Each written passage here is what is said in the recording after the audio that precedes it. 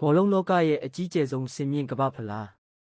ဒီစင်မြင့်ထက်မှာကမ္ဘာကျော်စူပါစတားတွေရဲ့အရှိန်အဝါတွေရှိနေတယ်လို့ပဲတစ်ဖက်မှာလည်းကမ္ဘာကြီးကိုကင်လုပ်ပြီးတမိုင်းတရေဖို့အဆင်သင့်ဖြစ်နေတဲ့သွေးသစ်လူငယ်တွေရှိနေပါတယ်ဒီနေ့မှာတော့အသက်22နှစ်အောက်ပါရမီအပြည့်နဲ့2026ကမ္ဘာ့ဖလားရဲ့အကောင်းဆုံးလူငယ်ကစားသမားစုကိုစိန်ခေါ်မဲ့အတောက်ပဆုံးကျေပွင့်9ယောက်အကြောင်းကိုတင်ဆက်ပေးသွားမှာပါတက်အာရာကူလာပထမဆုံးတစ်ယောက်ကတော့တူရကီနိုင်ငံရဲ့ရွှေရောင်မျိုးဆက်ကိုဦးဆောင်နေတဲ့အသက်21နှစ်အရွယ်ကွင်းလယ်လူအာဒါဂူလာရီယယ်မက်ဒရစ်အသင်းရဲ့ဒီပရမီရှင်လေးဟာတူရကီမက်ဆီလို့အတင်စားခံထားရတဲ့အတိုင်းသူ့ရဲ့ဘယ်ချေဘွားအောက်ကကစားကွက်ဖန်တီးမှုတွေနဲ့အဝေးကန်ချက်တွေကကမ္ဘာ့ဖလားမှာပြိုင်ဘက်တွေကိုတုန်လှုပ်စေပါလိမ့်မယ်။နှစ်အင်ဒရစ်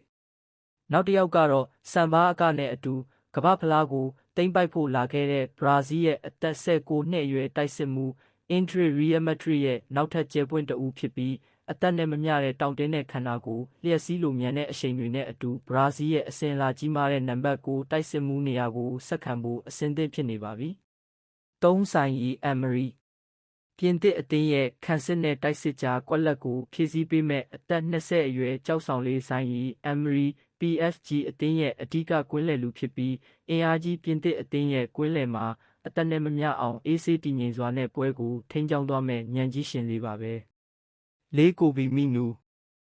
အင်္ဂလန်အသင်းရဲ့ကွင်းလယ်မှာချင်းသစ်သုံးကောင်ရဲ့နှလုံးသေးပို့ဖြစ်လာမဲ့အသက်21နှစ်အရွယ်ကစားသမားကတော့ကိုဘီမီနူပါပဲမန်ချက်စတာယူနိုက်တက်အသင်းရဲ့ကြောရိုးဖြစ်ပြီး PR ရီကြားထဲမှာဘောလုံးကိုအေးအေးဆေးဆေးကင်တွယ်နိုင်စွမ်းကအင်္ဂလန်အသင်းကိုဗိုလ်ဆွဲဖို့အထိတွန်းပို့ပေးနိုင်တဲ့လျှို့ဝှက်လက်နက်တစ်ခုဖြစ်လာပါလိမ့်မယ်။ကီနန်ရီဒစ်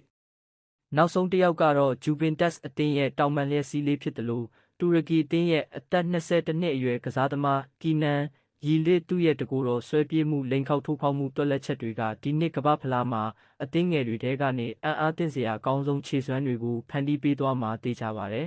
။အာရာဂူလာနဲ့အင်ဒရစ်ရီယယ်မက်ဒရစ်အသင်းပေါ်2ယောက်ထဲကဘယ်သူကကမ္ဘာ့ဖလားမှာပိုပြီးတောက်ပါမလဲ